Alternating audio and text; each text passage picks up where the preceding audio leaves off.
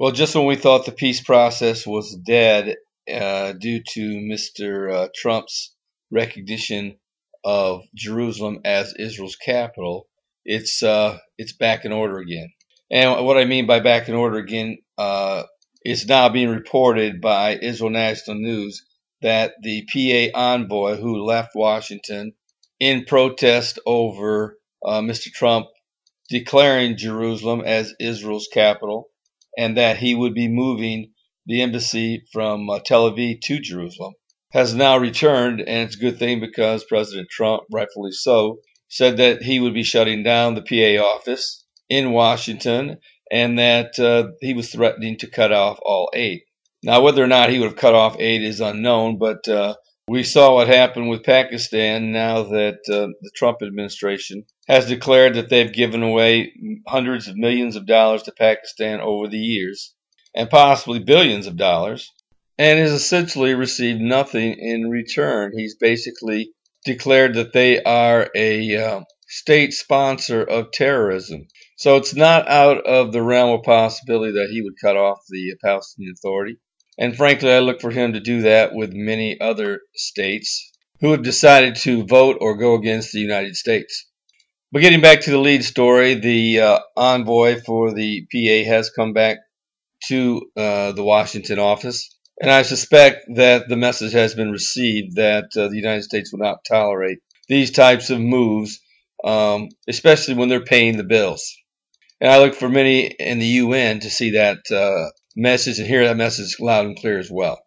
But on this, to just be on the safe side, I look to see the Trump administration resuming trips to the Middle East in order to continue talks. And I certainly don't rule out an announcement that a possible final status agreement will be announced in the near future, possibly in the next few months. And certainly from all reports that I have heard that Saudi Arabia and the modern Arab world is still behind this peace process, and it's well, it would be no surprise to me if in fact one of the main reasons that the Palestinian Authority did send back their envoy was because of the pressure received from the modern Arab world, and of course along with the United States, that they need to get back to the U.S. office, and this needs to be resumed. You know, before I sign off, I want to go ahead and I want to give you what Stratford has said they feel is going to take place during the year 2018. And you should know that much of the information that I do get to bring these reports does come from Stratford and a couple of other sources that are out there, but a lot of it does come from Stratford. But that is simply why I need your support. If you have not supported this ministry in the past but would like to, I want to encourage you to go down to the description box below this video. Click on the link for my PayPal account. Use the PayPal email address in order to submit your donation. If everyone who listened to me on a regular basis gave a small donation of $10 to $15, the expenses for these different subscriptions would be taken care of for the year. So I would encourage you to prayerfully consider making that donation. But here's what Stratford has to say about the Middle East and North Africa. It says that the continuance of old conflicts and the rise of new ones have left regional power balances in a dangerous state as rivalries between countries like Iran and the Gulf states continue to transform the region. And you know, that's kind of like what I see is going to be taking place, where Iran and Russia, Turkey, Libya, Sudan, and other countries of that nature will be on one side of the fence, whereas the United States, the modern Arab world, and Israel will form a regional peace process and will be on the other side, and they will come together to confront Iran in the region. You know, and now at this time, they're not too concerned, evidently, about Russia being in the region, but they decided to come together because of Iran, and Turkey also is not in the equation. Going on with what they have to say, it says the year 2018 is likely to be characterized by further conflicts and proxy wars, particularly in fragile terrains such as Yemen.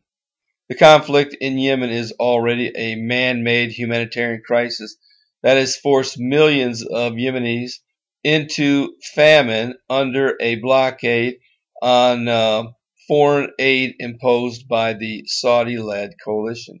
One thing you need to remember is that the Bible did say quite clearly that in the last days, one of the telltale signs would be a time of famine. Meanwhile, conflicts in other parts of the region have disrupted millions of other lives, forcibly displacing them from their homes and occupations and turning them into a burdensome challenge to refugee hosting states like Lebanon and Jordan. It is unlikely that this situation will be reversed in 2018. As conflict endures, so too will violent armed groups that will continue to exploit and disrupt society, leaving the region in uncertainty. Few in the region have hope that peaceful conflict resolution efforts like diplomacy and negotiation will prevail.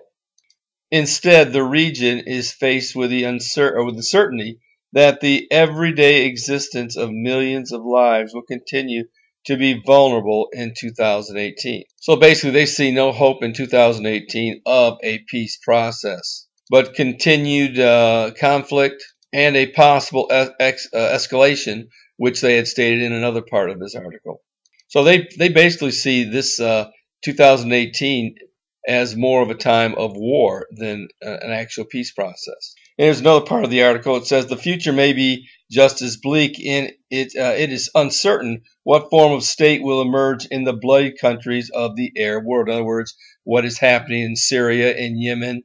And it says that particularly as Saudi Arabia and Iran intensify their battle to dominate the regional order that is emerging from the ruins of conflict. While it has once the expectation, it is now the norm for states to outsource security to unaccountable proxies that are less constrained by the laws and norms of the international system.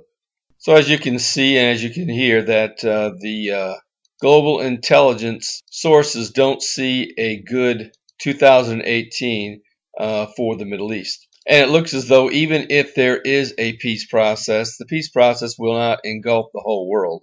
It looks as though that peace process will only bring together the modern Arab world along with the United States and Israel, and possibly the Palestinian Authority. And that's why I believe that in the Bible it says in Revelation chapter 6 that as soon as the Antichrist comes on the scene in the breaking of the first seal judgment, that immediately the second seal is opened and peace is taken from the earth. And from there, a great world war, it seems to be, takes place, and 1/4 of the world's population is killed.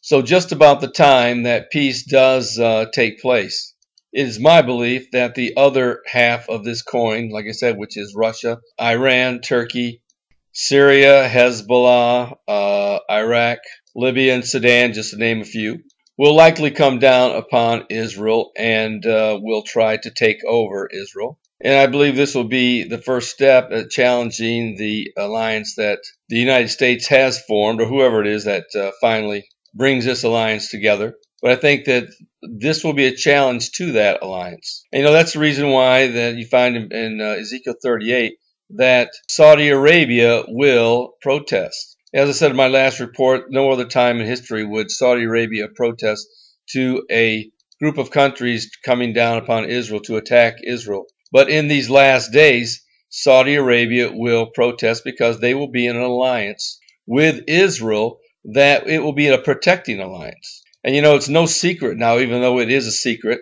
but will soon become mainstream information that both Saudi Arabia and Israel are not only economic partners, but they're military partners. But that essentially would be the reason behind Saudi Arabia's protest. Because I believe that they think that once Israel's gone, that there'll be nothing standing in the way of this Russian, Iranian, Turkish alliance from coming down and sweeping throughout the whole Middle East. Now, certainly that's speculation on my part, but that's kind of what I see. And, yesterday I did say something to the effect that we need to start looking at the possibility that President Trump could possibly bring peace to the Middle East. and essentially identify him as possibly being the future Antichrist. Now, I want to make one thing clear, though. I don't know who the Antichrist is. I don't think anyone does, including Satan. And I think the only person that does is the one who will pick the Antichrist, and that is God himself. So we'll just have to wait and see how this plays out and where the end times takes us from this day forward. And if you don't know the Lord, today is the day of salvation. Don't put it off. I look for 2018 to continue to roll forward and for prophetic events to continue to increase and become more intense. I was watching a news show yesterday, and even they were identifying some of the things that had taken place in 2017 that are prophetic. And this was not a prophecy show, but a news show. So even though the world is unaware of what is about to take place, they still see that some of the things that are identified in the Bible as prophetic in these last days are taking place. And with that said, you need to get a copy of my Tribulation Period Survival Guide. If you already know the Lord, at least get one for your lost friends and loved ones. You certainly don't want to send them into the tribulation period and rely upon the world to tell them what they need to do from this day forward. So get in their hands one of my paperback books so that when this event does take place, they'll know exactly what's going to take place. And they'll be able to realize that they need to come to the Lord as Savior. And if you'd like to get either the free copy or the paperback copy, go down to the description section, click on the link. It'll take you to where you need to go in order to get either one of these paperback or free versions. Well, this is Terry Malone with the Calvary Prophecy Report.